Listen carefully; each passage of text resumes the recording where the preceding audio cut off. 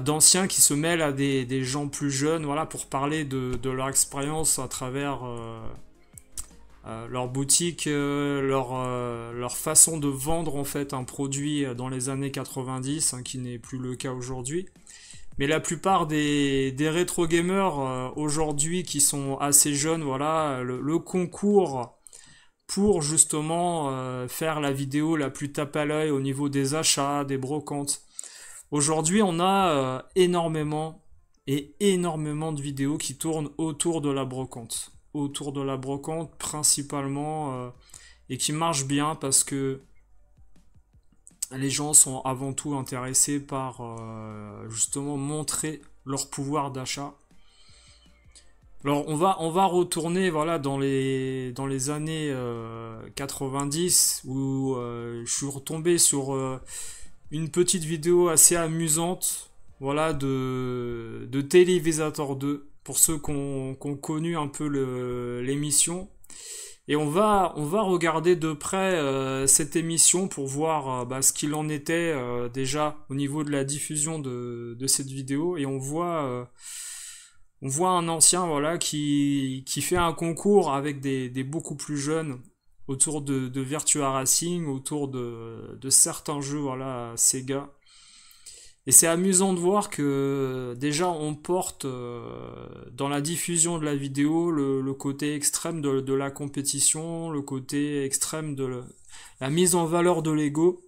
Alors parfois c'est un ego qui est mal placé par rapport justement à des gens largement plus âgés et qui peuvent aisément battre des plus jeunes, notamment dans ce concours voilà autour de Virtua Racing que vous avez pu connaître.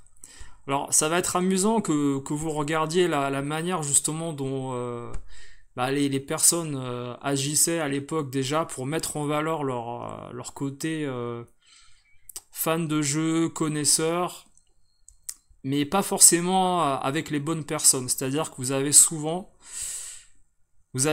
quelqu'un de très fort qui s'entoure de gens un peu plus faibles. Et, et c'est un peu ça qui ressort déjà de l'esprit compétition jeux vidéo des années 90, c'est-à-dire que vous avez un jeune adulte capable voilà de battre des plus jeunes sans aucun mérite. Mais c'est un peu le thème également aujourd'hui du rétro gaming, c'est-à-dire que vous avez des gens aujourd'hui bah, qui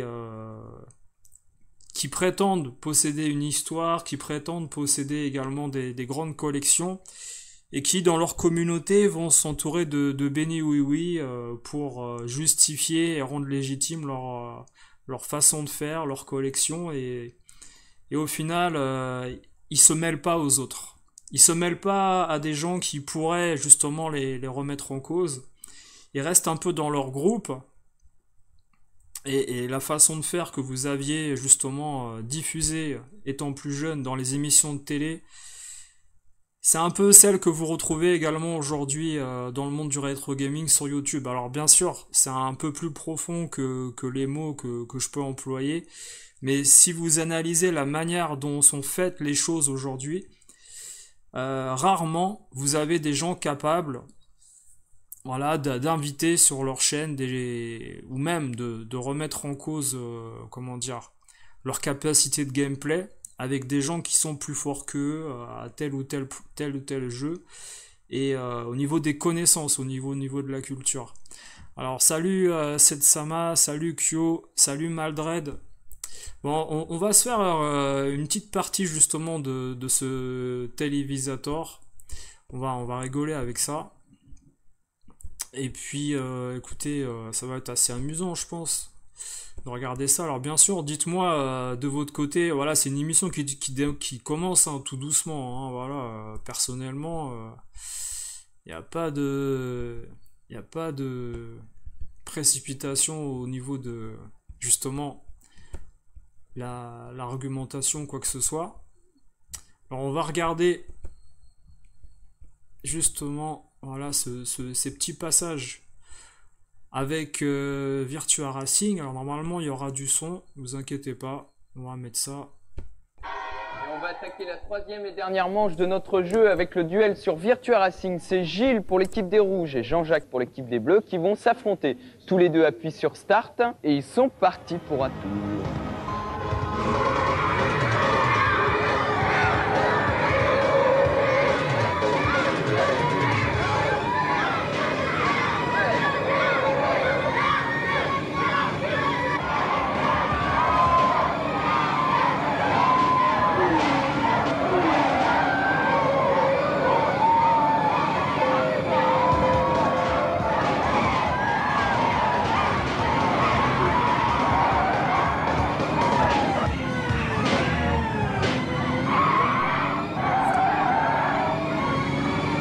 Nos deux super champions nous rejoignent. Salut Sébastien, comment tu vas? Qu'est-ce qui s'est passé? Alors j'avais mis un petit sondage voilà pour expliquer, pour demander par rapport à vos avis. Une vidéo rétro gaming sur YouTube sans enjeu, est-ce que ça existe ou pas aujourd'hui? Non, pas trop. Mais c'est bien parce que comme ça, tu as permis que ton équipe revienne au score. Le score est actuellement de 8 partout et donc il va falloir départager les deux équipes et pour cela, il va y avoir un nouveau duel sur la Virtua Racing. Donc, si vous êtes prêts, on peut y aller.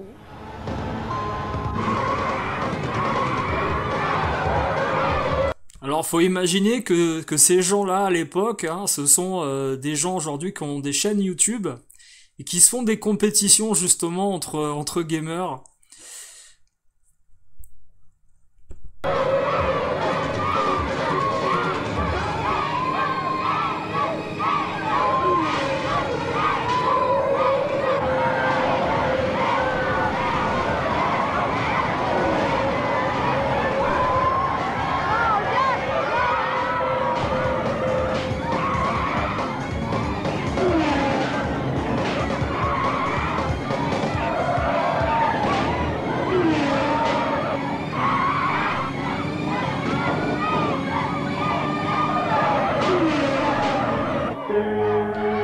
Alors, nos super pilotes viennent nous rejoindre. Marie-Laure? Ouais! Alors, raconte-nous. Alors je précise que c'était une fille, c'est-à-dire qu'au premier abord, je ne savais pas que c'était une personne du sexe féminin qui faisait la compétition avec l'autre. Alors c'est une émission voilà qui mettait place qui mettait en place voilà les compétitions comment dire avec plusieurs personnes d'un âge différent et c'était rare qu'on voyait quand même des filles, faut dire la vérité. Maintenant c'est pas des émissions mémorables qu'on a pu avoir dans Télévisateur 2 à ce niveau-là. Mais j'ai pas cru quoi. Tu as pas cru? Oh non, parce que je voyais la lumière rouge qui s'était allumée. Bon bah alors j'ai joué prudence comme vous m'aviez dit. Bon bah tu vois, ça porte conseil. Toi par contre Slim, un peu déçu là, comment ça se fait? Bah j'ai trop tourné, j'ai pas... À un moment t'étais hors de la route, j'étais t'arrivais plus à complètement hors de la revenir. route. Ok, bah ça nous donne un score final malheureusement de 10 pour l'équipe des Bleus et de 8 pour mon équipe. Dany est heureux d'offrir à l'équipe gagnante des consoles de jeux vidéo, une montre et aux deux équipes des cartouches de jeux. Il y a aussi pour les Alors ça c'est un truc qui n'existe pas aujourd'hui dans le monde du rétro avec les grosses chaînes. On offre des cadeaux aux abonnés en général. On offre 2-3 trucs qu'ils ont en double, qu'ils ont reçus de dons, qui sont filés à 2-3 abonnés qui passent par là.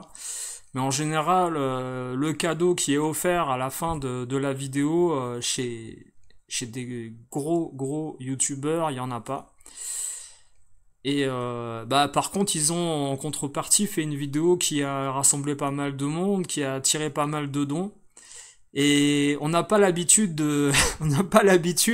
aujourd'hui d'avoir ce côté redevable avec l'abonné, avec la personne qui a regardé la vidéo chez le gros youtubeur. C'est un truc qui s'est perdu. joueurs sur le plateau et pour les joueurs par téléphone, des Trivial Poursuites et des abonnements d'un an au magazine Player One et pour tous, un assortiment de Dany à partager entre amis. Alors le jour où on vous offrira des yaourts avec- quand vous aurez regardé la vidéo d'un gros youtubeur rétro gaming, alors bien sûr on plaisante. Mais aujourd'hui, parfois, vous savez, quand on regarde les chaînes d'autres personnes, on se demande toujours en fait quel est le but. Quel est le but de ces gens-là? Est-ce qu'ils ont un besoin de partager ou un besoin de simplement en fait retrouver un côté nostalgique en parlant des choses du passé? J'ai reçu pas mal de messages au niveau de, par exemple, de la vidéo, hein, les trois amigos là, qui est passée sur une chaîne, avec une personne qui vous dit que Donkey Kong est sorti en 92, pratiquement dans son anecdote, avec son chien qui a mangé sa PSP il y a déjà quelques années également. Et je me demande parfois en fait quel est le but de ces gens qui font des vidéos pour raconter des histoires de leur enfance, hein, saupoudrées de mensonges ou d'anecdotes inventées. Quelle est l'idée au final et quel est l'enjeu en fait de ces vidéos-là? C'est de faire une vidéo pour avoir un peu plus de monétisation, un peu plus d'argent, ou raconter des expériences, des choses qui se sont passées réellement? Je me demande en fait si aujourd'hui dans le monde du rétro on n'est pas arrivé à un point où on veut se chiésiser. Alors je souhaite à personne bien sûr de se chiésiser en finissant sur les réseaux sociaux affiché avec sa femme, son enfant et puis voilà une dizaine de casseroles au cul, voilà. Alors Sébastien, tu dis, pour beaucoup, ils en font un business ou veulent en faire un. Alors, Wawa en ce moment, il est sur Quinquin. Bah, je peux te dire qu'il est pas de ce bord-là, donc elle craint rien du tout. Voilà. Wawa qui lâche des deniers. Alors, moi personnellement, voilà, vous savez que personnellement, on s'en fout un peu de ce qui arrive dans la vie privée au niveau de Chiez et Carole, si c'est vrai, c'est pas vrai, si c'est du buzz ou j'en sais rien. Qu'est-ce qu'ils ont besoin de parler de leur enfant comme ça sur Twitter et tout, machin, enfin bon, c'est n'importe quoi. Quel est l'enjeu en fait pour eux de parler de ça? C'est simplement en fait que d'autres personnes retweetent et reparlent d'eux et que ça amène des gens sur leurs vidéos. Pour moi, je les appelais les Thénardier en fait du jeu vidéo. C'est un peu les gens, si vous voulez, qui sont là dans l'esprit de faire de l'argent de toutes les manières que ce soit. Hein, inventer des infos, etc., etc. Mais bon, on va reparler tout à l'heure de ce dont je voulais parler. Vu le déroulement de la partie d'aujourd'hui, il n'y a pas de duel final contre Cyril. Alors c'est vous qui avez joué par téléphone qui remportez la super console. Ça, c'est quand même dingue parce qu'à l'époque, il y avait toujours voilà, ce duel à la fin contre le mec qui avait 20 ans de plus que tout le monde. Et, enfin, 20 ans, j'exagère bien sûr, mais j'ai jamais compris l'idée en fait de faire jouer des gamins qui avaient jamais joué au jeu pratiquement parce que le Virtua Racing, il était même pas sur la Mega Drive à l'époque, je crois. Il est arrivé un an plus tard. Quel était l'intérêt de faire jouer des gamins contre un mec qui jouait sur la borne d'arcade tout le temps? Enfin, c'était assez spécial. Console de jeux vidéo. Vous pouvez consulter la liste des gagnants dès demain sur votre Minitel 3615 code France 2 rubrique Télévisator 2.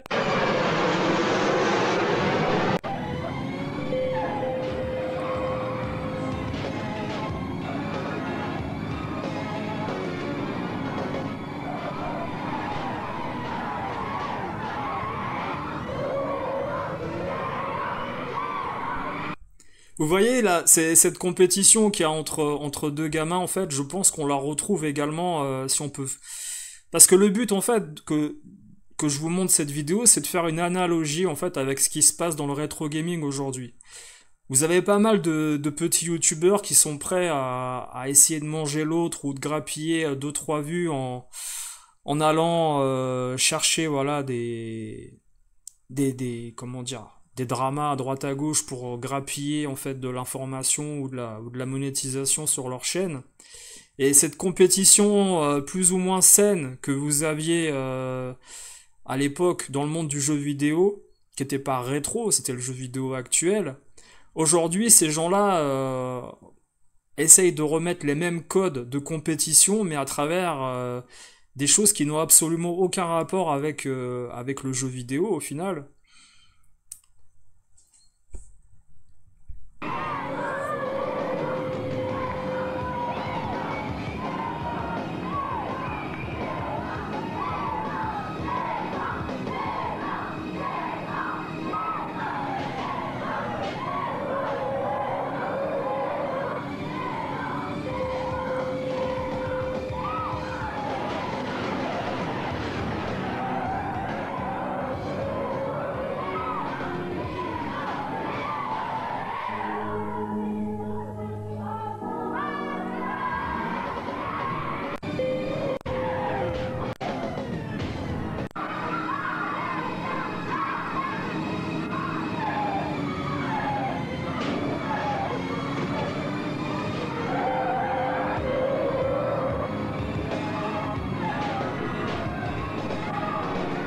Alors, est-ce que pour vous, vous voyez le symbole?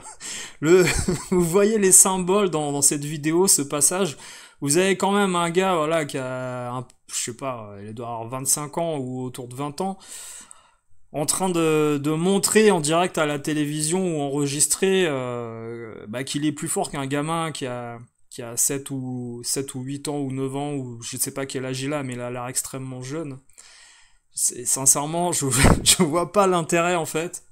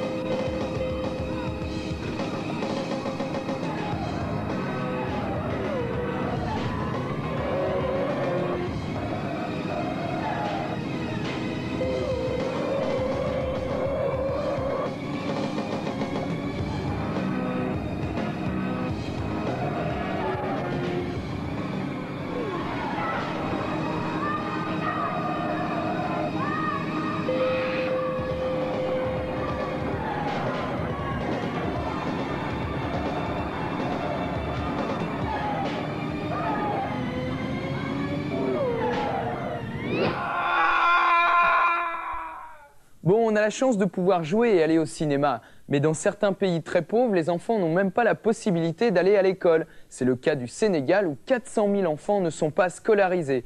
Pour y remédier, l'UNICEF a décidé de créer 100 écoles pilotes pour que...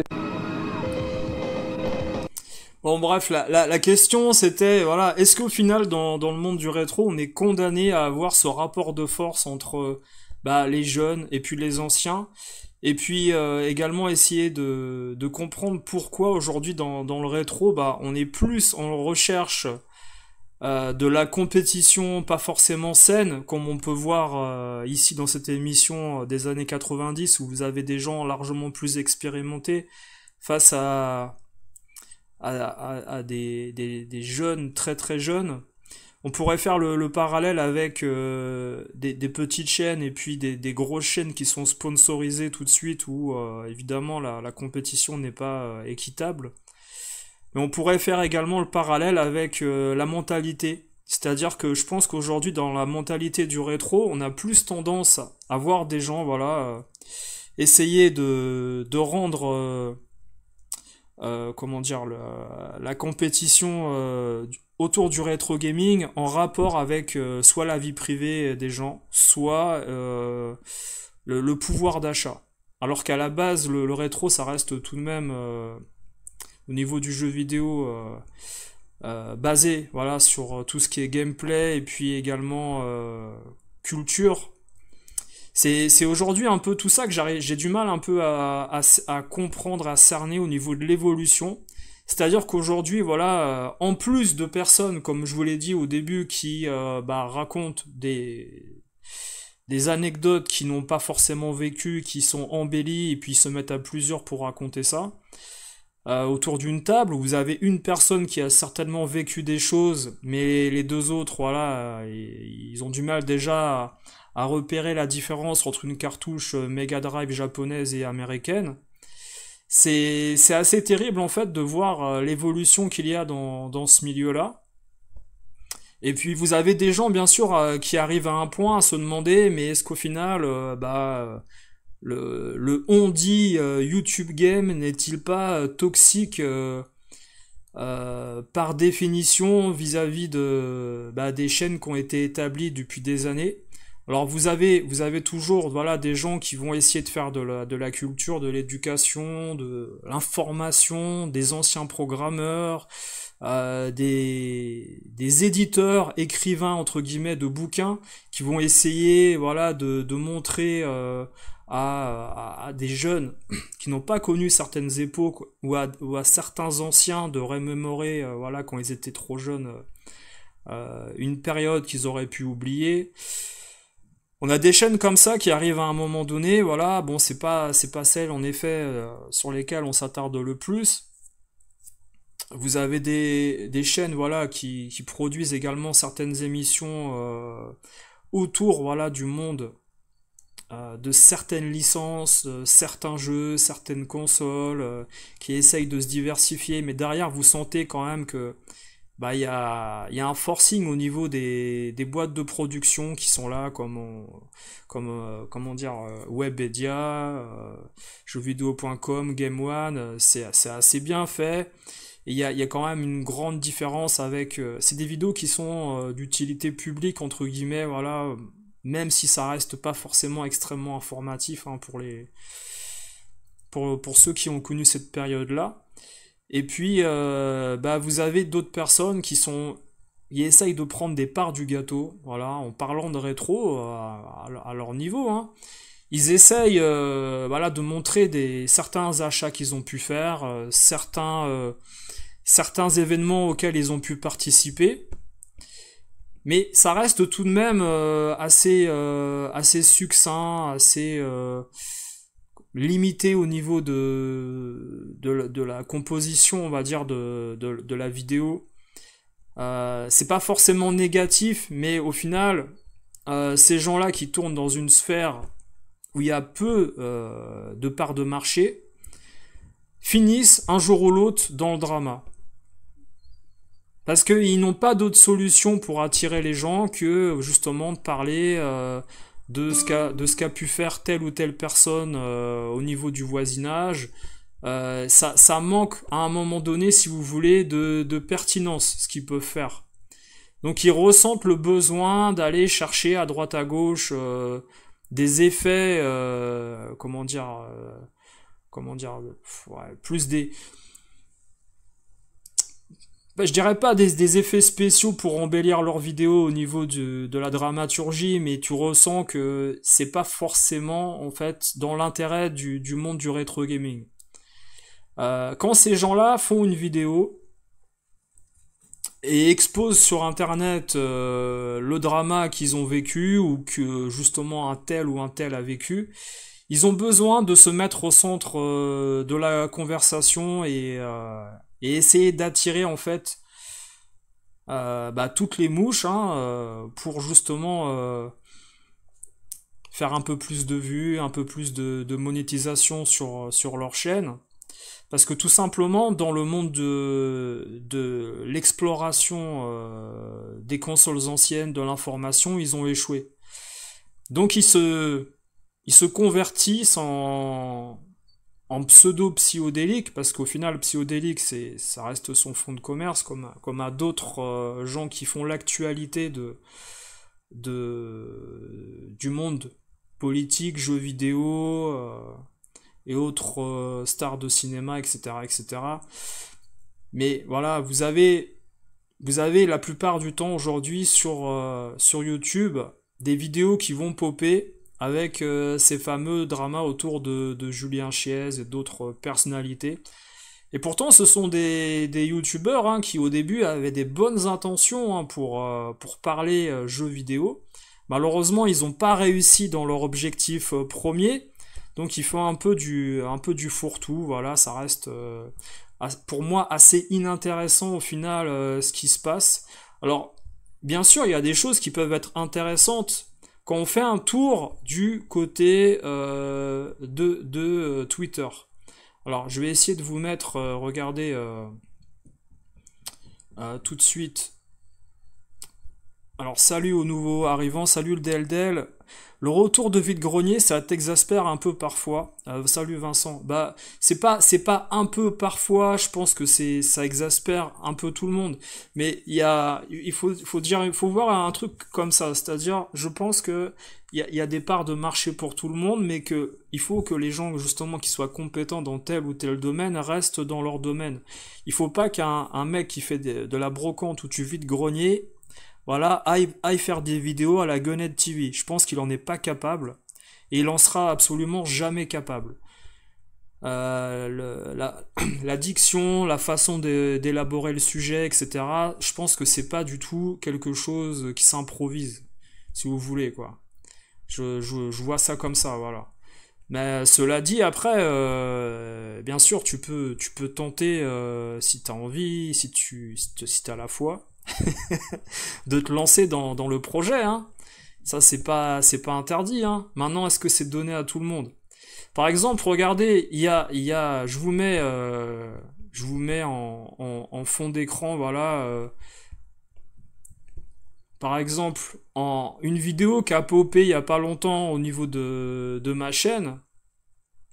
Avec cette personne-là, en fait, qui met le YouTube Game, est-ce un milieu toxique? Alors, par définition, c'est quand même une compétition, on sait bien, voilà. Après, bien sûr, compétition dans quel sens? Ça reste une compétition à la base qui peut être saine si justement on la définit à travers le jeu vidéo et qu'on aime voilà, essayer de faire des compétitions entre amis, rigoler, etc. Maintenant, en fait, la plupart des chaînes YouTube qui parlent de rétro ben, sont bien établies, mais par contre, celles justement qui sont un peu dans le flou, elles savent pas trop où elles vont, elles finissent souvent, comme je vous l'ai dit, voilà, dans des sujets pour attirer un peu plus de clients à un moment donné. Et ça apporte pas forcément grand chose. Alors pourquoi j'ai mis dans le titre les fantômes de Metal Slug? C'est que par exemple la vidéo, vous savez, où on a vu la collection d'une personne qui a des jeux Neo Geo là, dans un blocos avec pas mal de titres extrêmement chers, elle a marqué les gens. Qu'est-ce qui marque les gens aujourd'hui dans le rétro gaming? Est-ce que c'est justement les skills que peut avoir quelqu'un, c'est l'expérience que peut avoir quelqu'un dans le commerce, ou c'est finalement celui qui a le jeu le plus cher dans sa collection? Parce que moi j'ai l'impression aujourd'hui, vous me dites si je me trompe, hein, mais ce qui intéresse les gens aujourd'hui, c'est au final en fait celui qui a le jeu le plus cher. C'est ça qui intéresse les gens aujourd'hui. C'est pas forcément en fait les connaissances que vous avez ou le skill que vous avez sur tel ou tel jeu. Aujourd'hui, le rétro gaming peut se résumer majoritairement, dites-moi ce que vous en pensez, hein, il peut se résumer majoritairement au YouTube game du rétro avec les dramas qui ont été inventés par un tel ou un tel, ou alors par le jeu le plus cher que des gens possèdent. C'est-à-dire que, par exemple, quelqu'un aujourd'hui qui veut faire une vidéo et un peu s'imposer dans ce milieu-là, il va tout de suite chercher à montrer des jeux Neo Geo. Alors même s'il en a 2 ou 3, hein, il va vous dire j'adore la Neo Geo, je fais telle ou telle collection. Hein. C'est un peu le syndrome À l'époque, j'ai connu la Neo Geo, etc. Alors que, bon, on sait très bien que la quantité de personnes qui ont connu la Neo Geo à sa commercialisation en France, elle est minime, pour plusieurs raisons. Mais l'esprit Metal Slug dans le rétro gaming est extrêmement prononcé aujourd'hui. On a énormément de gens qui, quand ils se déplacent en boutique, c'est pour montrer qu'ils ont acheté des jeux très chers. C'est-à-dire que des gens, voilà, qui vont en boutique et qui achètent des jeux à 10 euros ou 20 euros, comme moi ou comme d'autres à une époque, ces gens-là, au final, bah écoutez, c'est pas intéressant pour ce milieu du rétro de regarder justement des achats où les jeux ne sont pas chers.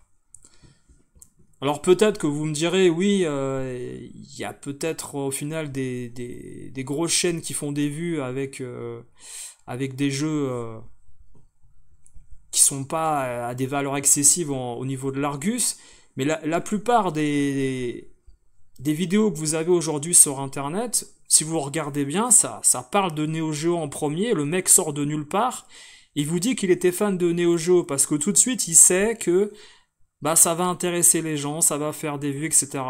Aujourd'hui, un gars qui arrive, qui a pas de chaîne YouTube et qui se lance dans le monde du rétro gaming et qui commence à vous parler, par exemple, on va dire de l'Amstrad CPC ou de la GX 4000 ou également il vous parle de la Lynx, ça va pas être aussi marquant qu'un gars qui arrive et qui vous dit tout de suite j'ai 500 jeux Neo Geo dans ma collection, ils sont en état mint, j'ai des clés pour les vitrines, etc. On est dans la surenchère en fait au niveau du rétro aujourd'hui. Et ce que je voulais également voilà, rajouter par rapport à ce phénomène Metal Slug des années passées, c'est que bah, vous avez des gens qui peuvent venir raconter des histoires du passé par rapport à justement leurs anciennes collections ou des choses comme ça. Mais tu sens que parfois c'est un peu monté toute pièce pour rendre légitime la possession de leur objet. Et au final, on se rend compte assez rapidement que ces gens-là, ben, ils ont acquis certaines pièces de leur collection plutôt récemment, sans forcément passer par des objets qu'ils possédaient à l'époque. Après ça, c'est pas forcément dérangeant, mais la question que je me pose et que je vous pose, quel est l'enjeu en fait pour eux de raconter des choses qu'ils n'ont pas vécues, si ce n'est attirer une clientèle ou une communauté de gens sur leur chaîne et rendre légitime en fait leur collection. C'est un peu ça l'idée en fait que je me pose depuis quelques temps. Parce que quand tu as fait le tour du monde du rétro, à un moment donné, tu te rends compte rapidement qu'il y a des grandes limitations au niveau de ce que racontent les gens. Et tu fais le tour assez rapidement en fait. Tu fais le tour très rapidement des chaînes YouTube parce que vous avez plus de 50% des gens qui vous parlent d'achat, de brocante, de vide-grenier, de boutique. Enfin, je suis gentil quand je dis 50%, hein, c'est un gros 70%. Hein. Alors, Deldel, tu as raison aussi, voilà, quand on parlait des dramas rétro gaming, il y en a qui sont organisés entre potes, bien sûr, qui sont montés de toutes pièces. Et pour eux, c'est un business pour sortir des lives derrière assez rapidement, voilà. Alors Dolphin64, les retours vide-grenier 2024, c'est tout ce que je laissais sur les brocantes en 2012. Ah oui, oui, bien sûr. Ce que toi tu as possédé à une époque que t'as revendu, c'est les gens aujourd'hui qui font des vidéos avec, bien sûr. Salut cousin Hubert, ouais. Salut King roi de la raclette. En jeu vidéo, le souci c'est que tout a quasiment été déjà fait sur YouTube. Ça c'est clair. Julien Chiez, je me suis désabonné, le mec qui se fait ban de son live parce qu'il utilise un bloqueur, ouais, adblock, ouais. Ouais. Bah, je pense que, on l'a dit, mais ils sont arrivés à un point de notoriété où ils peuvent faire le choix avec leurs abonnés. Ils se débarrassent des gens qui ne sont plus dans leur secte. leur secte de fanzouz qui payent, qui envoient des dons, etc. Et moi, c'est un peu ça qui me dérange également dans le monde du rétro gaming sur YouTube, c'est que vous pouvez avoir voilà, des vidéos de personnes qui racontent des histoires du passé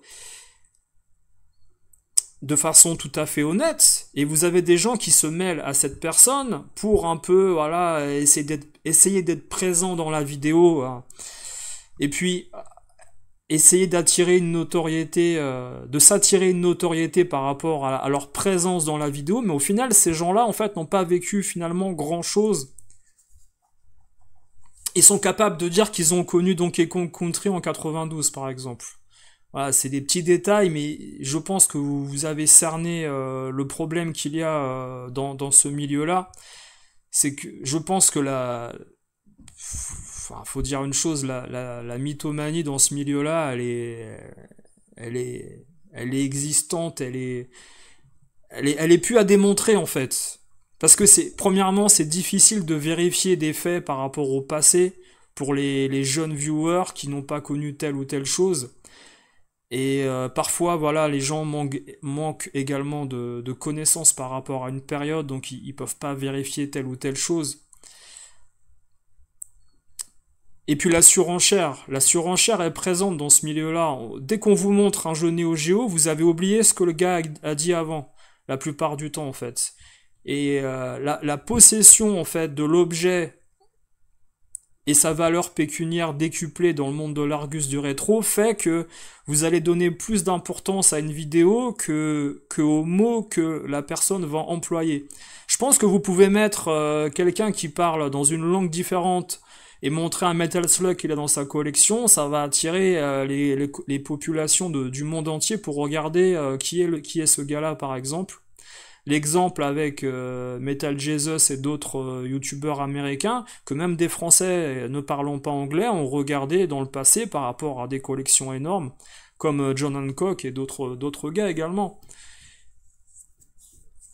Et c'est assez dingue au final de voir que il y a des gens qui s'intéressent à des choses qui n'ont pas forcément d'intérêt plus que ça pour eux, parce qu'au final ils auront pas un jour, je pense, l'argent pour se payer le produit. Il y a ce côté curiosité, bien sûr.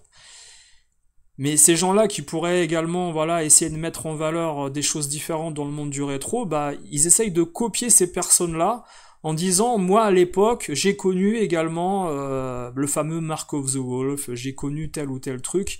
Et tu te rends compte que plus ils parlent, et plus en fait ces gens-là n'ont même pas connu par exemple à l'époque de la Super Nintendo qui était arrivée en même temps que la Neo Geo pour certains.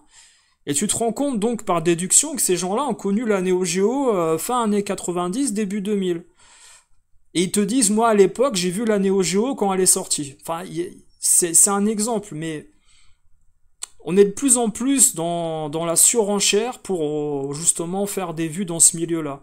Et je crois que 2024, ça a été le pic, en fait, le summum de cette surenchère du monde de YouTube, avec des gens qui se sont mis à vendre des produits à tout va sur leur chaîne, utiliser leur chaîne comme moyen de commerce vis-à-vis d'éditeurs qui leur envoyaient des jeux. Quel est le but en fait de ces gens par rapport aux vidéos qui sortent tous les jours ou toutes les semaines? C'est de mettre en valeur leurs connaissances, c'est de mettre en valeur un éditeur qui les paye. Je pense qu'aujourd'hui les gens qui font des vidéos par plaisir, par passion, sans se dire tiens aujourd'hui il faut que je fasse une vidéo parce que la monétisation elle va retomber à un moment donné. Des gens, je veux dire, qui font des vidéos sans forcément, en fait, se poser de questions, il n'y en a pas beaucoup. Je pense qu'il y a beaucoup plus de gens aujourd'hui qui se disent, tiens, aujourd'hui, il faut faire une vidéo parce que je vais gagner moins d'argent, 10 € de moins que le mois dernier, etc. Et ils ont besoin de sortir quelque chose pour, justement, équilibrer leur compte, ou alors... Parfois, bien sûr, ils organisent des vidéos entre collègues de même communauté. Alors bien sûr, je vous ai fait le parallèle avec à l'époque la compétition déséquilibrée entre les anciens et les jeunes dans ce Virtua Racing. Mais vous avez des gens qui ont des grosses communautés sur YouTube qui ne se mêlent pas aux autres, de peur d'être soit démasqués, bien sûr, hein, par la concurrence, dans leur imposture, mais aussi des gens voilà, qui veulent rester entre eux pour grandir plus fort à leur manière et se partager à chaque fois les gains ou la notoriété de leur évolution, sans rien à devoir à personne, quoi. Mais ça, je pense que de toute façon, à un moment ou à un autre, ça a ses limites. Ces gens-là ne pourront pas grandir plus que par rapport à leur capacité à mentir aux gens. Si je pense que ce sont des personnes capables de fabuler sur telle ou telle période sans se faire démasquer à un moment donné, bon, ils peuvent aller à... Je veux dire, des rocancours du rétro gaming, il n'y en a pas beaucoup. Je pense qu'il y en a, voilà, vu parfois les connaissances et l'intelligence de certains, je pense qu'on est très loin du rocancours du rétro gaming. Quelqu'un qui fait carrière à travers une imposture, enfin je veux dire, dans le monde du rétro, il y en a pas énormément. Ou alors il s'arrête à une certaine masse d'abonnés qui n'atteint même pas en fait un domaine où il y a déjà beaucoup de vues dans un autre secteur, je veux dire. Par exemple, les gens qui font des tutos make-up ou des défilés d'habillement par rapport à des marques, avec moins d'efforts, ils font beaucoup plus de vues. Dans le rétro gaming, en fait, le problème qu'il y a, c'est que les gens qui regardent ça de l'extérieur se sont vite rendus compte que les gens qui parlaient à d'autres étaient souvent des gens qui étaient nés beaucoup plus tard que la période de ces consoles, et le côté légitime de parler de ces choses-là en n'ayant pas forcément connu la sortie de telle ou telle chose, il y aura des imprécisions. Et puis surtout, le fait que les mecs se mettent en bande à plusieurs pour raconter des histoires, et au final ça finit sur un Metal Slug et ça finit sur un étalage de vitrines et de jeux les plus chers dans leur collection, sans forcément avoir d'arguments par rapport au fait que ils ont eu besoin d'acheter ce jeu-là parce qu'ils aimaient bien le jeu ou ceci, cela. Non, ils ont pris certains jeux parce qu'ils valaient cher et que c'était des bonnes affaires. Ça finit très très souvent comme ça, les vidéos rétro gaming aujourd'hui. Il y a peu de choses intéressantes et pertinentes. Alors je demande pas à des gens comme Gunhead de faire des clones et que tout le monde se convertisse à la religion de Gunhead et faire des vidéos intéressantes et pertinentes. Mais ça serait bien que le but de ces gens-là de faire des vidéos un jour, ça soit autre chose que de montrer des jeux extrêmement chers qu'ils ont pu acheter. Alors oui, King de la raclette, il y a un truc également, c'est vrai. Des gens mettent en valeur le 1 crédit. Le 1 crédit dans le jeu vidéo. Ce qui est totalement ridicule, parce qu'au final, vous avez des jeux vidéo qui se terminent en 1 crédit avec 3 vies, 5 vies, 8 vies, et il y a des jeux qui se terminent en 1 crédit avec une seule vie. 1 crédit égale une vie. Ça ne veut absolument rien dire en fait. À partir du moment où des gens auront remis en place cette histoire de 1 crédit, je pense que pas mal de personnes vont arrêter de fabuler sur ces histoires de personnes et de joueurs qui terminent des jeux en 1 crédit, sachant que 1 crédit n'égale pas le même nombre de vies dans tous les jeux. Ça reste assez...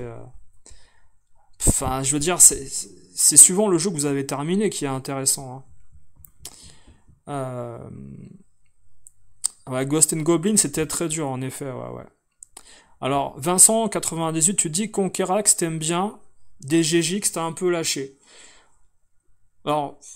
C'est vrai que alors attention, c'est pas une vidéo forcément par rapport à celle des 3 Amigos qui est sortie, parce que moi je l'ai pas regardé en entier, donc je peux pas donner mon avis, mais voilà, bien sûr, des gens m'ont demandé si je voulais en parler de cette vidéo ou faire c'est pas forcément le but en fait, c'est plus une vidéo globale que je veux faire à travers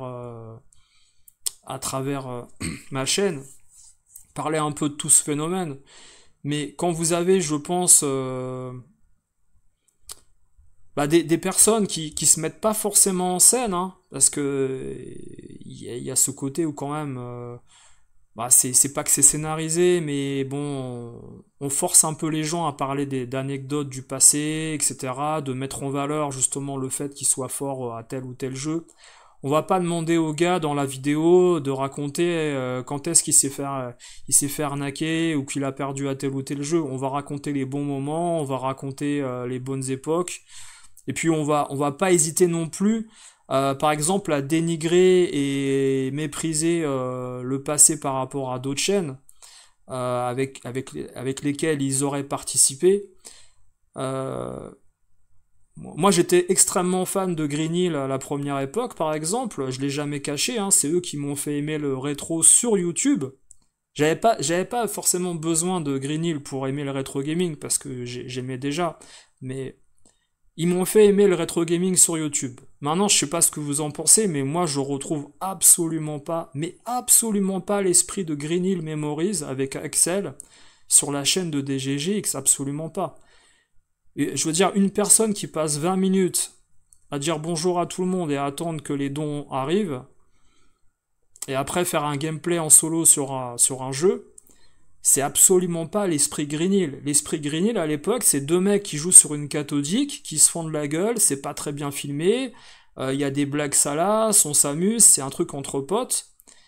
Y a pas d'autre but, au final, que de partager une expérience de jeu et de s'éclater et de donner du plaisir justement aux viewers pour rappeler que quand tu jouais entre potes à tel ou tel jeu, c'était un peu comme ça également. Je suis désolé, mais à un moment donné, je suis tombé sur un passage où ils disent que ils pensent avoir réussi à retranscrire l'esprit Green Hill sur sa chaîne. Personnellement, je le retrouve absolument pas, hein. Alors peut-être vous me direz, voilà, je suis trop vieux et puis j'ai pas l'esprit, on va dire, fanzouz, voilà, de tel ou tel youtubeur, et ça peut faire que au final je retrouve pas cet esprit là, mais pour moi c'est une autre philosophie que DGGX a et d'autres personnes ont. C'est une autre philosophie, c'est avant tout le commerce, en vivre, et puis en dernier, hein, c'est partager une expérience de gameplay. Alors bien sûr ça peut toujours susciter, voilà, des controverses par rapport au fait que c'est un passionné, que d'autres sont des passionnés. Vous allez sur les chaînes d'autres personnes, leur but premier bien sûr ça reste tout de même avant tout, voilà, la monétisation avant de faire passer un bon moment aux fans et de partager des choses. Si vous remarquez bien ce que je vous ai dit au tout début, ces gens-là ne s'entourent pas de personnes qui pourraient les contredire dans leur culture ou dans leur gameplay ou ceci, cela.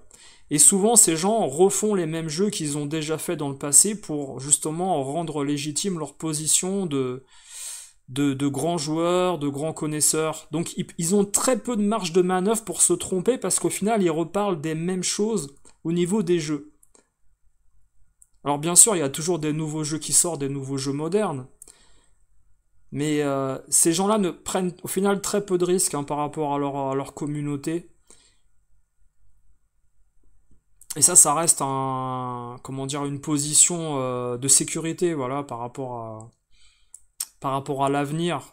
Ne pas perdre d'abonnés, ne pas s'entourer de personnes qui pourraient mettre en défaut leur connaissance. Et il y a plein de youtubeurs comme ça, hein. Il y en a plein, hein, dans le monde du jeu vidéo. Qu'est-ce qui arrive à Julien Chiez aujourd'hui au niveau, de la presse de jeux vidéo? Un bashing constant parce que tout simplement il a fait cavalier seul pendant des années, et là dans une période où ça va un peu moins bien pour lui, où il est dépassé au nombre de vues par d'autres personnes, c'est une personne qui a toujours renié en fait l'information des autres et n'a jamais voulu être dans la contradiction. Et petit à petit, quand tu te rends compte que cette personne-là, il avait des failles au niveau justement de ses sources entre guillemets, qui ont été mis en valeur par plein de gens avec le temps, au final, qu'est-ce qu'il peut faire d'autre, mis à part rebondir sur ces dramas de la vie privée? pour refaire des vues. C'est quand même dramatique parce que quand vous voyez que ces personnes-là, à un moment donné, faisaient la pluie et le beau temps en surfant sur le mensonge et l'imposture, ce qu'ils ont oublié, c'est que leur communauté grandit. Il y a des gens qui ont commencé à regarder leur chaîne quand ils avaient peut-être 15 ans ou 20 ans. Ces gens-là, aujourd'hui, peut-être ont 28 ans ou 30 ans maintenant, certains. Vous voyez ce que je veux dire? C'est-à-dire que la communauté d'un tel ou d'un tel youtubeur qui parlait jeux vidéo, rétro, politique, cinéma, quand ils se rendent compte à un moment que bah c'est peut-être limité, c'est peut-être dans un but simplement de faire de l'argent, plus que de partager des choses, et éviter le débat, éviter l'invité qui pourrait causer des soucis. Très rarement, vous avez vu des youtubeurs comme Julien Chiez ou Carole Quinten inviter des personnes qui allaient remettre en cause leurs sources. Ils sont restés avec des gens affiliés qu'ils ont connus du côté de Gameblog ou d'autres sites. Ils ont très peu pris de risques, et c'est ce qui se passe dans le rétro gaming. Les gens, en général, restent avec des gens avec qui ils n'auront pas de soucis. Donner, par exemple, en avance le script de l'émission, avec les questions, les réponses qu'on aimerait recevoir dans les questions qu'il va poser. Il y a très peu de prise de risque en fait chez ces gens-là. Et pourquoi aujourd'hui, voilà, certains youtubeurs se tournent justement vers des lives où on parle de telle ou telle histoire underground en coulisses?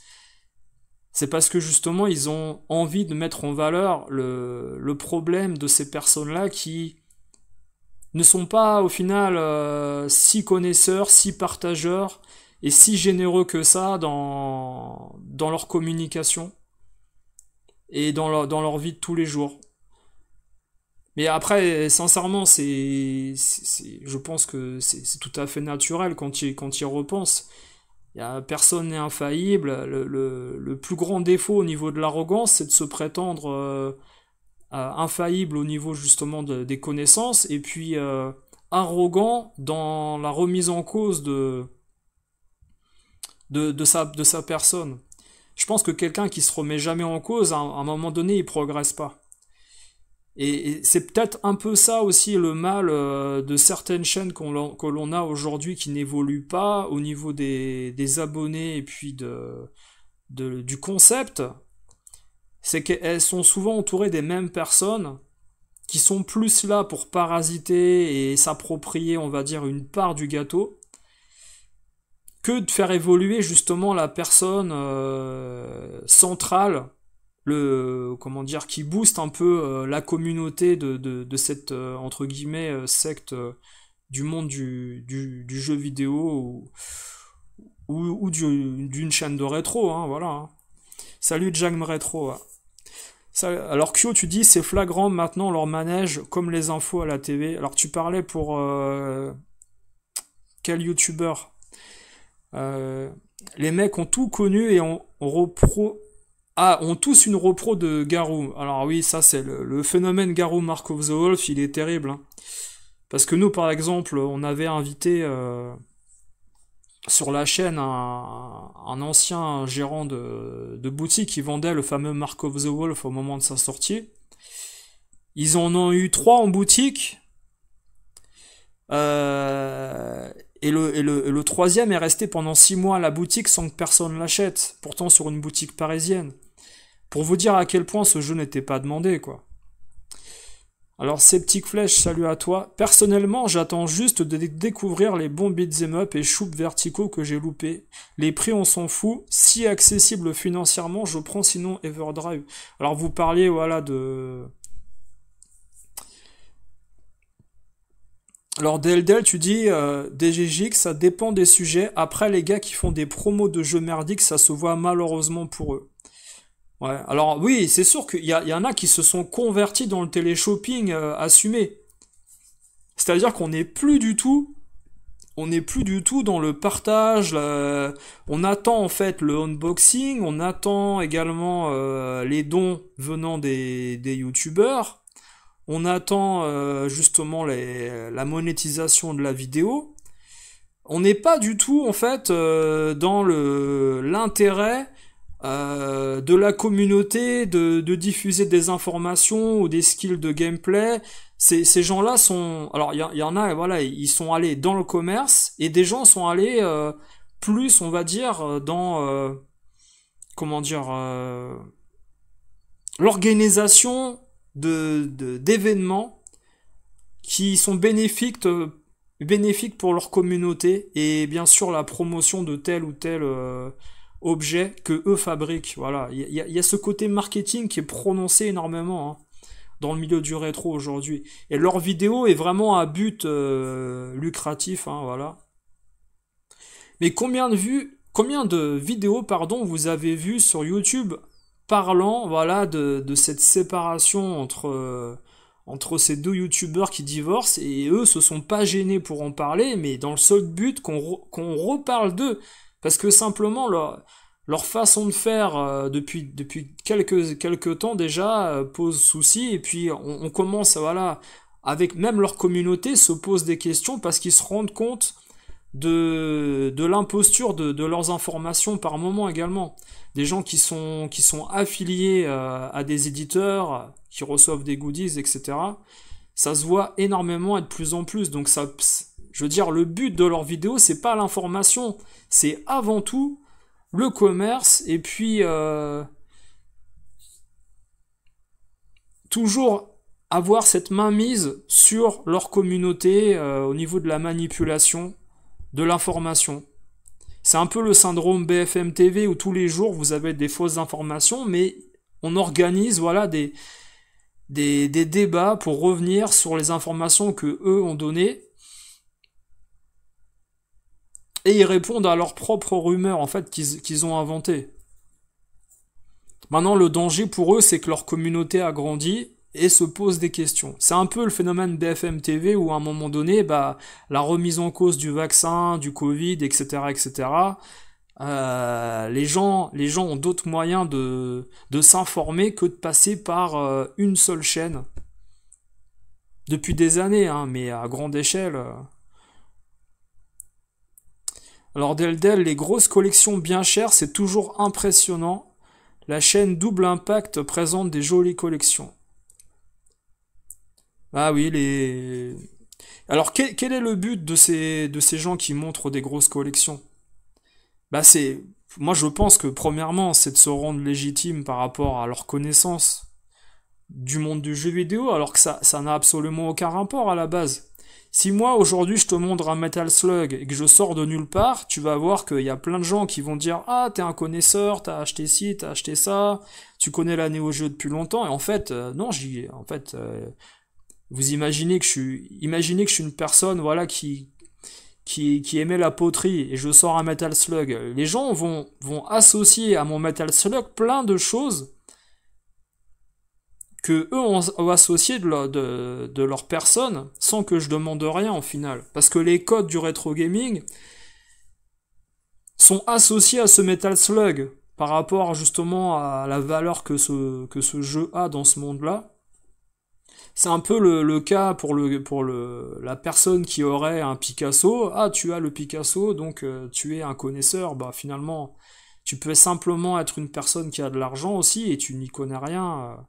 Voilà, ça, c'est toujours un peu pareil. Mais le but de ces gens-là n'est jamais, au final, au service de leurs abonnés. Ils ont toujours un but personnel dans la vidéo où ils divulguent justement des produits extrêmement chers comme ça.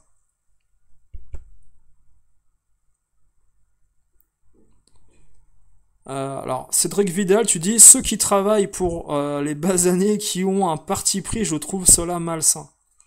Les mecs ont tout connu, une repro, voilà, on l'avait dit, des vidéos avec enjeu pour le bien, pourquoi pas, ça dépend comment cela est fait. Pensée positive ou malsaine. Alors, si on peut revenir sur la vidéo des trois amigos, je pense qu'il y a une personne qui est avec un masque qui est là, qui n'a rien à faire là. Et je pense qu'il s'est trompé de domaine. Je pense qu'il doit être très compétent dans ce qu'il fait avec les collages et les montages pour Marvel. mais je vois pas ce qu'il fait dans une vidéo où ça parle de jeux vidéo anciens parce qu'il est complètement largué, quoi. C'est catastrophique. Certains passionnés sont là, mais c'est minoritaire. Dans les youtubeurs, c'est alors. euh, Alors, tu dis Septic Flèche, c'est vrai qu'il y en a qui démarrent bien YouTube, puis qui s'associent avec des personnes pour l'appât du gain. Ah oui, rapidement. Bah, moi, je me souviens de certains brocanteurs ou certaines brocanteuses qui voulaient directement faire des vidéos avec le genre du grenier alors qu'elles sortaient de nulle part. Bon, pourquoi pas, hein, si au final le but en fait de ces gens-là c'est de gagner de l'argent et de faire croire qu'ils aiment leur communauté, c'est le syndrome Caro-Jus en fait. Ils veulent refaire tout simplement ce qui a été fait au plus haut niveau dans la manipulation des abonnés pour servir leur personne. Alors encore heureux aujourd'hui qu'il y ait des personnes voilà comme Gunhead et d'autres pour faire de l'information et d'autres personnes qui soient là également pour montrer des long plays sur des jeux comme certains Anglais, certains Américains qui font des walkthroughs avec justement des jeux terminés de A à Z sur le domaine du rétro gaming, c'est vachement intéressant. En France, cherchez les gens qui font des vidéos entières avec des jeux terminés d'une traite ou en petit montage, hein. Mis à part des GGX ou mis à part un ou deux autres français, voilà. Alors, et qui font des jeux différents. Parce que le problème, c'est que vous avez des gens qui vont refaire les mêmes jeux, qui vont les remontrer à d'autres époques, etc. Mais voilà, des gens qui vont terminer par exemple Krusty Funhouse et vous montrer le jeu complet en France. Bah en fait, il y en a pas énormément. Je pense qu'en France, on va faire premièrement une vidéo sur un jeu qui va rapporter de l'argent pour la chaîne. On va pas faire un jeu finalement qui va pas intéresser une masse d'abonnés en France ou en Belgique ou dans un pays francophone. On va utiliser les codes du FAH collectionneur pour faire la vidéo rétro, voilà, avant tout. Il n'y a pas forcément l'envie de montrer de nouvelles choses. En France, on est dans une sécurité, on est dans un confort visuel où justement on veut garder son abonné sans remettre en cause au final ce qu'on a développé dans notre contenu. C'est avant tout, je pense, la source de motivation première avec l'argent, voilà, de ces chaînes-là. C'est pas forcément faire de nouveaux concepts ou créer des nouvelles choses. On est dans le confort à tous les niveaux. Alors, tu dis, Deldel, la réussite d'Astérion en a motivé beaucoup. Alors, moi, je demande pas aux gens après de se foutre à poil et de faire des roulades dans son salon en montrant un jeu PS1, voilà. Finir Ghouls and Ghosts en un crédit. Alors, t'avais dit, attends. J'avais mis où? Ah oui. En un crédit, c'est un peu compliqué. Bah, ça. En fait, finir Ghouls and Ghosts en un crédit, ça n'a aucun intérêt. Plein de gens l'ont fait avant. Ça n'a plus aucun intérêt. Il faut savoir que des bornes d'arcade comme Ghouls and Ghosts et d'autres ont été calibrées au niveau interne, au niveau de la PCB. Donc vous pouvez très bien baisser en fait le taux, d'énergie que vous allez perdre à un moment donné, ou le nombre de vies que vous allez perdre, ou vous allez également avoir un peu plus d'ennemis, un peu plus agressifs à l'écran, ou des choses comme ça, sur différents jeux. Au final, le calibrage sur un jeu d'arcade va être modifié quand vous allez le terminer, donc la valeur que ça a aujourd'hui, il y a beaucoup de gens qui ont terminé tous ces jeux-là, ça n'a absolument aucun intérêt de montrer que vous avez terminé Sunset Rider ou Ghouls and Ghosts, ça n'a aucun intérêt. C'est pour ça qu'aujourd'hui, les vidéos de gameplay où des gens terminent des jeux, en général, c'est celles qui font le moins de vues. Celles qui font le plus de vues, ce sont celles où vous avez dépensé beaucoup d'argent pour acheter un jeu. Alors Deldel, tu dis maintenant c'est fini maintenant, ils sont même pas capables de dire la vérité sur les homebrew dégueulasses. Alors les homebrew, faudra vraiment en parler parce que là il y en a un en plus qui est sorti sur la NES, Steel Legion ou Legion of Steel, je sais pas dans quel sens le titre a été fait. Franchement, les gars, arrêtez. La NES, vous êtes en train de la violer aussi. C'est pas parce qu'il y a 2-3 musiques qui ressemblent à des jeux Nintendo d'époque que c'est un jeu NES qui aurait pu sortir à un moment donné. Enfin, le sprite, il y a aucune animation, il est rigide comme je sais pas quoi. Le level design, il y a 3-4 couleurs qui se battent en duel. Enfin, voilà. Et ils vendent ça à 50 balles après. Bon, écoutez, c'est pareil, je pense qu'à un moment donné, sortir des jeux Mega Drive avec des personnages paraplégiques qui sont dans des décors à la Turrican, ça sert à rien, quoi. Faut arrêter, les gars. Vous n'êtes pas des programmeurs. Sinon, faites appel à des studios professionnels. Y a très peu de gens qui sont capables de faire ce qu'a fait Neophyte Studio au niveau des jeux d'action aventure façon Rogue. Et il y a une raison à tout ça, c'est que simplement, voilà, les gens qui veulent faire des homebrew aujourd'hui sur telle ou telle plateforme ne sont pas des programmeurs ou des designers au niveau des niveaux.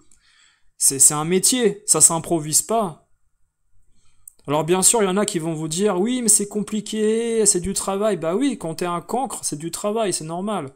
Et quand t'es un débutant, c'est du travail. C'est un métier, il y a des gens qui font 8 ans d'études pour la programmation en école supérieure. C'est pas en 1 mois ou en 2 mois que vous allez sortir un jeu Mega Drive. C'est totalement impossible.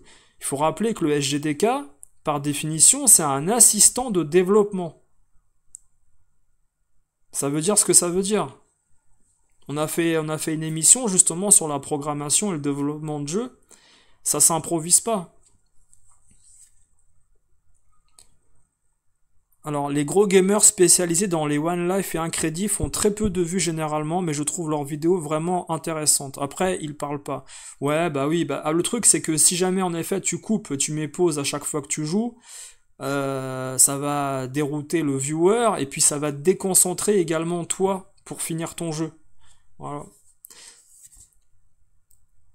Alors les filles, c'est souvent, tu dis Dolphin64, les placements de produits. Nous, c'est les boîtiers anti-vol et les jeux brounazes. Excellent.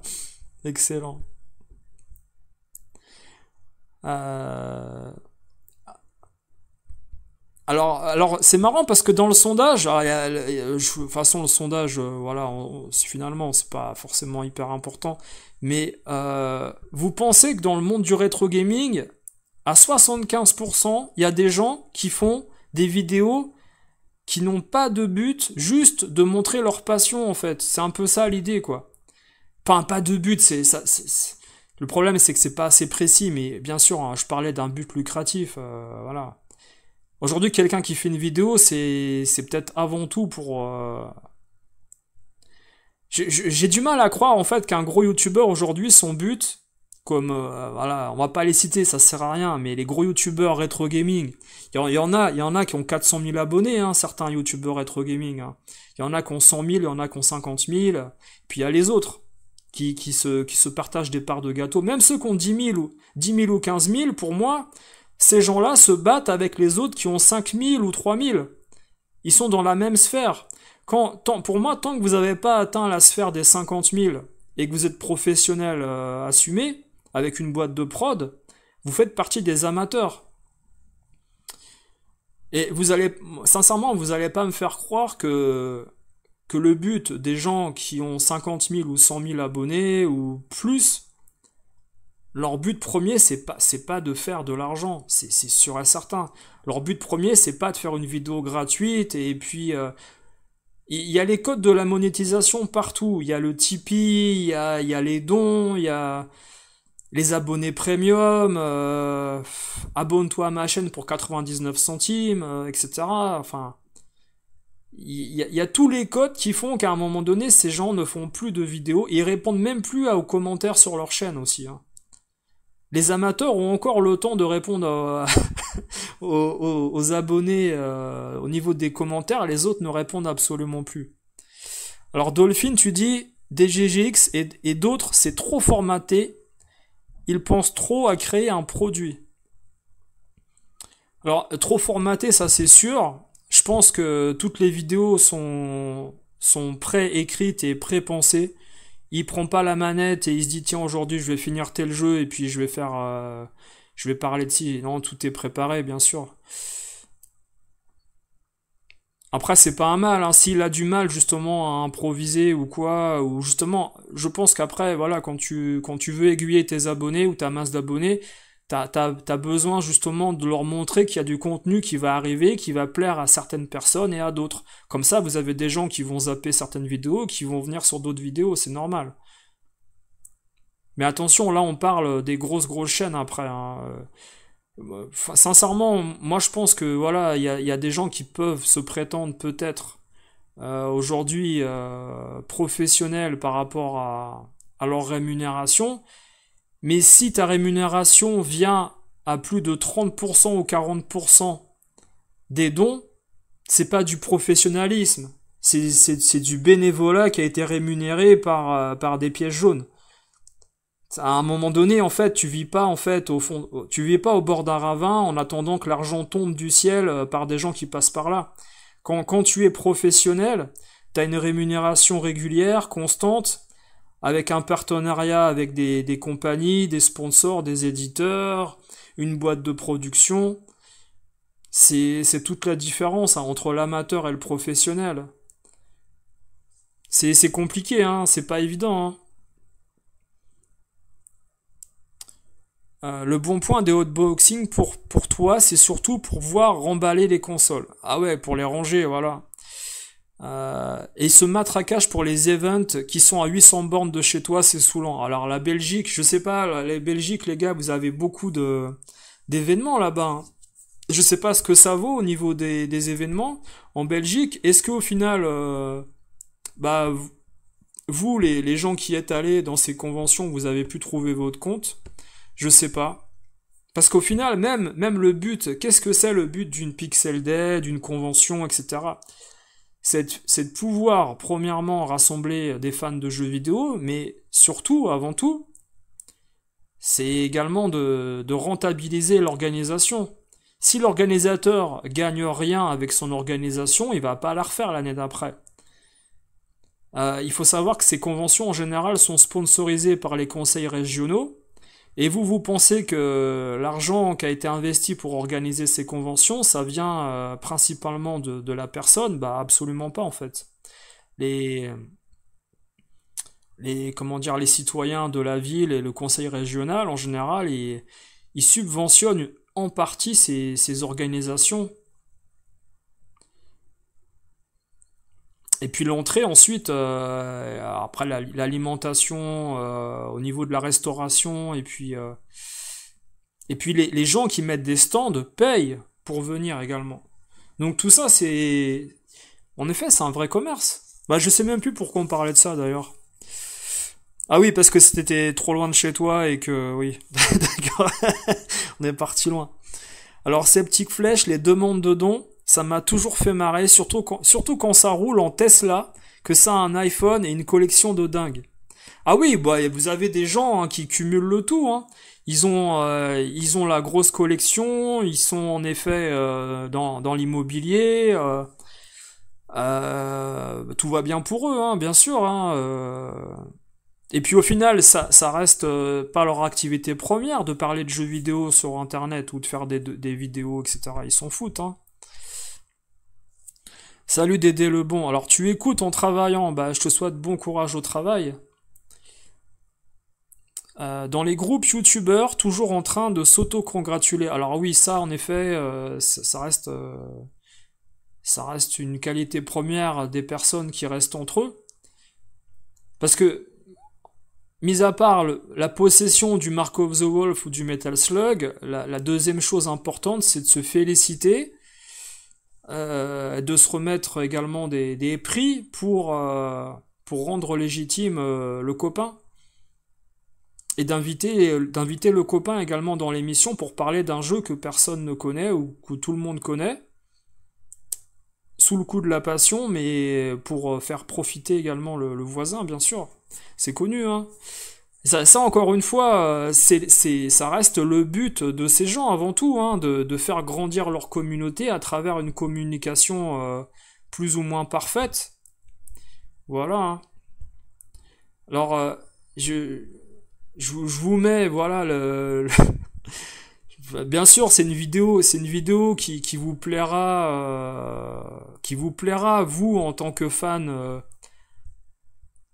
de telle ou telle personne, voilà, dans le monde du rétro, mais bon, voilà, Donkey Kong Country en 92, et puis une personne qui connaît énormément de choses par rapport à d'autres, bon, ça reste amusant, ça reste du folklore, mais je trouve qu'après, il y a une qualité dans ce genre de vidéo, c'est que ça symbolise l'époque actuelle du rétro gaming. Au niveau de l'amateurisme. Voilà, je rajoute ça. C'est-à-dire qu'aujourd'hui, au niveau amateur de gens non professionnels, c'est peut-être ce qui fait le plus de vues aujourd'hui. Après, vous en pensez ce que vous voulez, hein, voilà, mais moi je pense que par exemple, quelqu'un comme Back in Toys, c'est quelqu'un qui maîtrise son sujet au niveau de la communication et du professionnalisme et qui parle à plus de gens, voilà. Mais c'est toujours intéressant d'avoir le témoignage, voilà, de personnes différentes dans ce milieu-là. Mais comme je vous dis, ça a ses limites.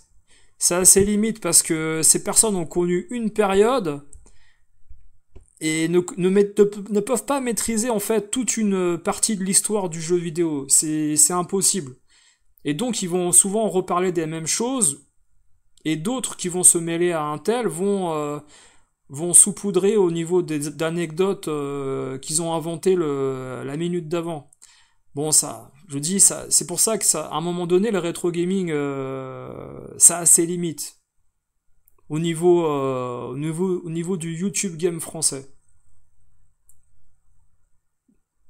Et je me demande sincèrement, en fait, quelle va être l'évolution. Je pense que l'évolution, elle va être tellement mince par rapport à ces chaînes amatrices que si le concept n'est pas modifié pour certains, alors il y en a qui vont aimer justement rester dans le monde de l'achat, de la brocante, partager sans aucun but. Mais vous savez, ce qui est étonnant de mon côté, je pense qu'il y a des gens qui pourront confirmer ce que je vous dis à travers leurs amis, c'est que vous avez beaucoup de gens qui commencent YouTube ou qui ont commencé YouTube dans le rétro gaming il y a 1 an ou 2 ans, et qui me disent, des gens que je côtoie souvent, et qui me disent, ouais, moi j'ai fait une vidéo, et si je vois que ça décolle pas, bah je vais arrêter. Et pourtant, ils ont 200, 300, 500 vues parfois sur des vidéos, et en fait, ils pensent déjà arrêter. C'est un peu le syndrome rétro next-gen, hein, vous savez, hein, le gars qui était arriviste, il avait fait un shop, etc. Il y connaît que dalle, mais il est là. Il s'amuse à faire des montages audio avec des conversations privées en changeant le contexte, hein, ça l'amuse. C'est quelqu'un, voilà, qui a vu que, en effet, les gens avaient compris qu'il y connaissait rien, donc il est parti dans des histoires d'aliens et je ne sais pas quoi. Mais vous avez des gens qui sont vraiment passionnés et qui sont tellement attirés par l'argent au premier plan dans le rétro gaming en France, même je pense dans d'autres pays, hein, qui sont prêts à arrêter leur chaîne au bout d'1 an, au bout de 2 ans, parce que ils ont pas récolté, en fait, selon eux, l'argent qu'ils devaient recevoir durant cette période-là, au niveau des vues, etc. Je trouve ça dommage, au final, qu'on réduise la passion simplement à l'argent, quoi. Et après, bien sûr, voilà, il y a des gens qui ont des activités privées qui peuvent plus se consacrer autant à ce milieu-là. Mais si tu pars déjà dans le but de faire de l'argent au niveau du rétro gaming sur ta chaîne, tu auras des mauvaises idées tout de suite, en fait. Tu auras l'idée de divulguer, en fait, un mauvais concept sur ta chaîne. Et tu finiras comme comment dire, un pseudo psychédélique qui n'a pas de communauté au final, parce que le problème de ces chaînes-là qui veulent grandir à travers le drama et l'argent, ce sont des chaînes, au final, qui n'ont pas une communauté assez importante pour avoir un impact sur le reste des chaînes qui ont fait de leur fonds de commerce l'actualité buzz dans plusieurs domaines, voilà. Et qui ont 20 000, 30 000 vues par vidéo, voilà. Et on peut pas rivaliser avec ces gens-là parce que dès le départ, ils sont partis dans ce domaine-là, ils ont attiré un certain public. Maintenant, des gens qui mêlent un peu tout et qui n'arrivent pas justement à percer, c'est pas qu'ils ont... C'est pas qu'ils ont pas de passion à la base, c'est qu'ils ont pas étudié le concept et ils ont pas été dans la bonne branche dès le départ. Si t'es plus doué pour faire du drama que de faire justement de l'information, bah va dans le drama tout de suite, mais ne mélange pas le rétro gaming ou le jeu vidéo. Et malheureusement, ce qui se passe avec Julien Chiez et Carole Quinten, c'est que ces gens-là, comme ils ne font plus assez de vues par rapport à leurs concurrents de la presse, du buzz, du jeu vidéo, ils parlent de leur vie privée. Enfin bon, c'est le monde à l'envers. C'est le monde à l'envers.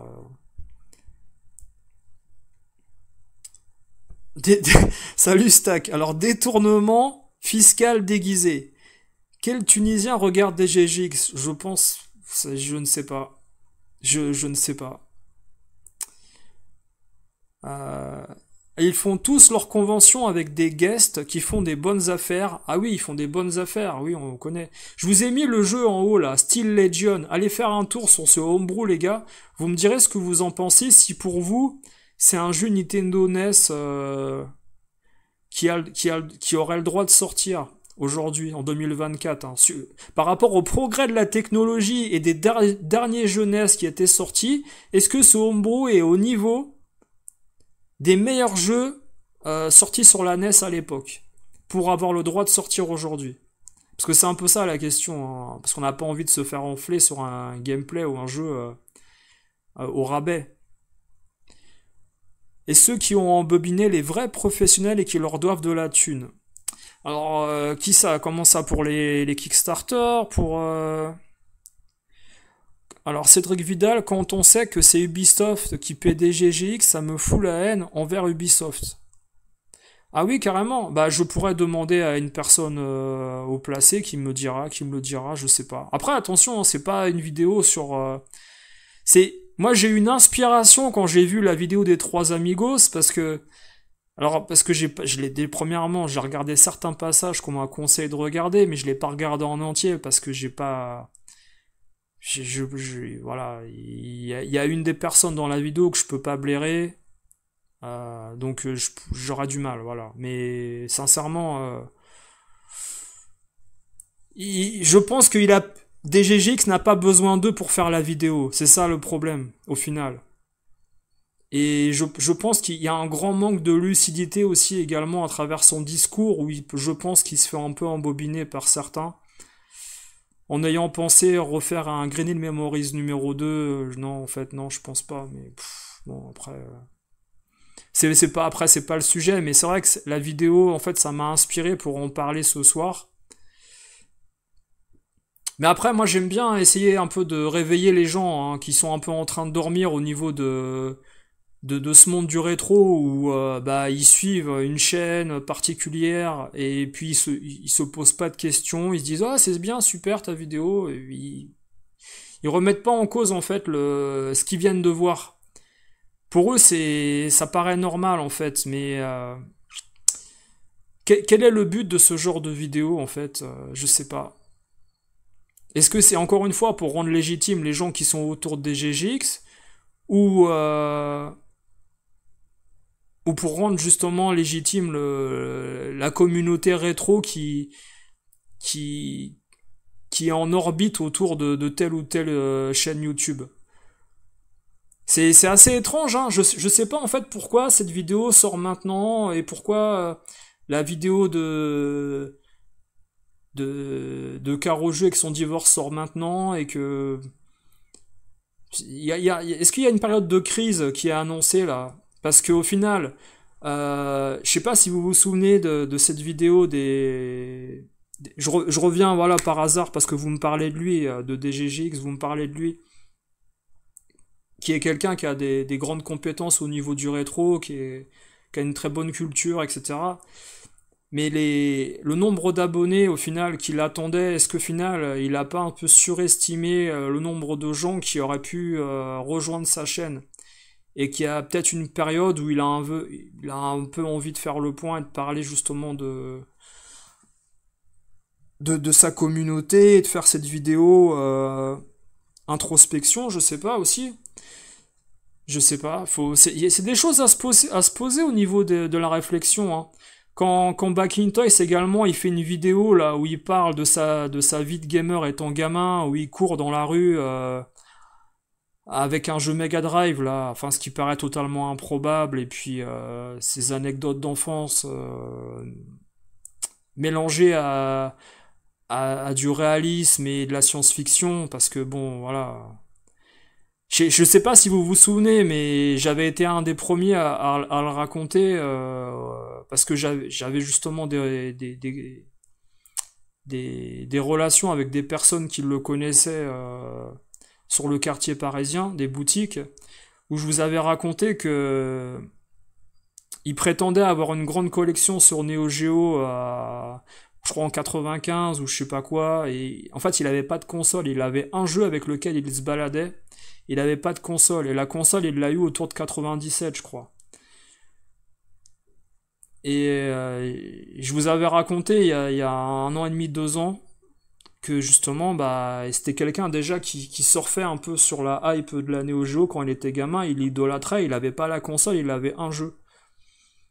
Mais bon, après, il faisait de l'occasion avec, enfin, des échanges, enfin, il faisait ce qu'il voulait, mais c'est pas le premier. Tiens, c'est incroyable parce que c'est l'exemple que je vous ai donné au tout début, des gens qui rentrent dans le monde du rétro, qui commencent une chaîne en faisant des tests, et ils parlent tout de suite de la Neo Geo. Parce que c'est une console qui a de la valeur au niveau financier aux yeux des autres. Et au final, il a commencé un peu par ça également aussi. Mais ça sera pas le premier, hein.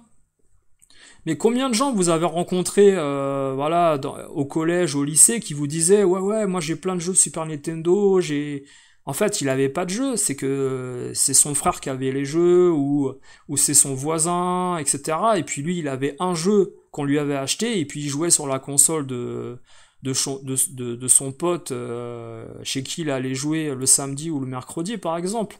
Il y a des gens à qui c'est arrivé, hein, dans notre entourage, hein. Mais ils ont surfé sur le fait que c'est pas vérifiable par rapport à, par exemple, une communauté ou un groupe que vous aviez en relation avec eux, en fait.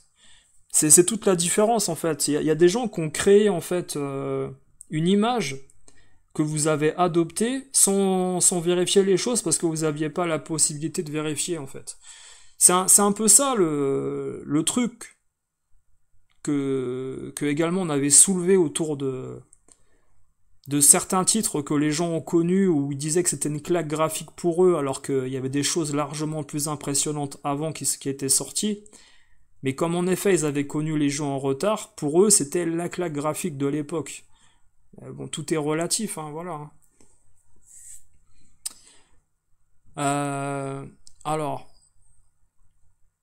Alors, tu dis, Sceptic Flèche, ce qui t'exaspère, c'est que beaucoup de youtubeurs n'assument pas de dire clairement quand ils ont eu le jeu gratos, que c'est un travail rémunéré qui a du placement homebrew. Ah oui, bah, ça c'est sûr, hein, celui qui parle tout le temps de Strictly Limited Games, Limited Run et tout ça, là, on a compris, hein, ça sert à rien de nier. Après, bien sûr, vous pouvez signaler les vidéos pour, comment dire, placement commercial non déclaré. Puis, sincèrement, après, voilà, c'est comme pisser dans la flotte, hein, ça sert à rien du tout, hein, il se passera rien, hein. Mais ces gens-là, en effet, il y en a qui sont affiliés avec des boîtes qui leur envoient des jeux. Est-ce que tu vas à la réunion Backintosh à République? Je crois qu'elle a déjà eu lieu, en fait, hein. La vidéo avec Carole Quinten et puis lui, mais de toute façon, c'est des gens de sa communauté qui sont abonnés Tipeee à sa chaîne. Le samouraï aussi, je l'avais complètement oublié Jamie Oni. Euh, oui, il a un numéro. Bah oui, enfin bon, après, de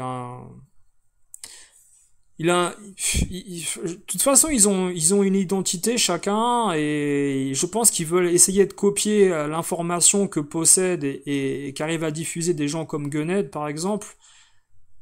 Mais ils n'arriveront pas, en fait, à ce niveau-là à un moment donné parce que ça reste, comme je vous l'ai dit, limité dans l'imposture. Ils peuvent pas parler d'autre chose qu'ils ne connaissent ou qu'ils n'ont connu. Sauf inviter des gens ou associer des gens en fait à leur chaîne. C'est ce que font les personnes qui sont avec des GGX à chaque fois. Alors que un n'a pas besoin d'eux pour faire des vidéos, ouais, c'est toute la différence. Mais bon, en fait, je n'aime pas l'humour de DG quand il imite les beaufs. Ouais. Ouais, ça reste amusant, faut voir ça comme du folklore en fait, ça fait partie du folklore du rétro gaming. Moi je pense que c'est bien qu'il ait de la personnalité justement. C'est bien parce que si tout le monde est trop lisse, il a sa personnalité, c'est-à-dire que tu vas reconnaître en effet sa façon de faire à travers une vidéo. Mais c'est sûr qu'il va avoir ses préférences et ses codes par rapport à certaines consoles, donc il va pas te dire qu'il aime la PS2, que c'est une super console, etc. Parce que pour lui, il a pas eu une bonne expérience étant adolescent avec cette console-là, etc. Adolescent ou adulte, donc il a pas. Je pense il va mélanger peut-être l'affect privé à certains jeux en fait, ce qui n'a pas forcément de rapport au final, hein, dans l'objectivité. Hein.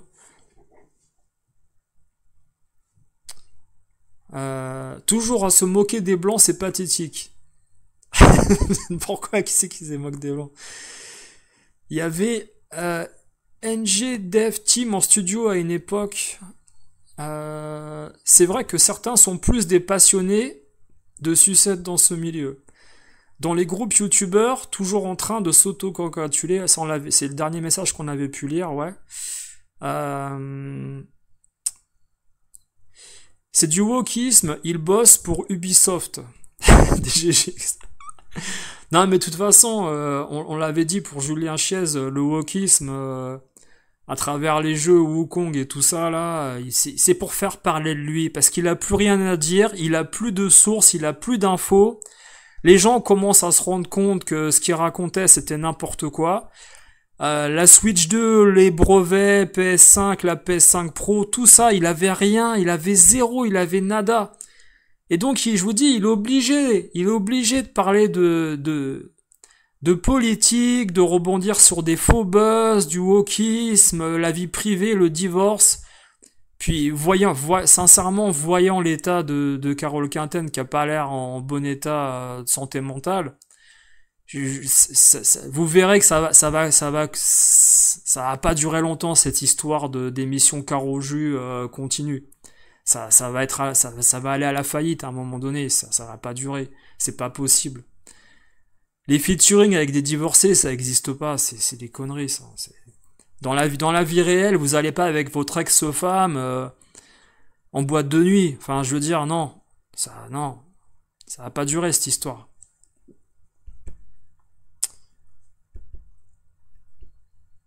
Ben oui, mais il a toujours reconnu que l'imposition française est trop importante, donc il reste cohérent. Ça, oui, ouais, ça, il a raison, hein. Il y en a qui vont en Suisse, etc. Salut Rix. Ouais. Ah, pisser dans un violon ou dans la flotte, c'est pareil. En fait, quand tu pisses dans la flotte, tu vois pas ta pisse, en fait. C'est ça que je veux dire. Tu vois, moi, je te refais les proverbes. Les lourdos hermanos. Ouais, bah tu sais, ils ont fait une vignette où ils se prennent pas au sérieux, donc je pense que déjà c'est bon esprit. Ça reste bon esprit, faut pas faut pas dénigrer en fait l'intention en fait. C'est une bonne intention de leur part de faire une vidéo où ils racontent des choses. Malheureusement, voilà, quand t'as l'autre qui te raconte certaines choses, tu sens que c'est pas du vécu. C'est ça qui est dommage, encore une fois, ça dessert l'intérêt de la vidéo, justement, le côté science-fiction par moment. Voilà. Bah, de toute façon, les gars, voilà, moi je vais m'arrêter là.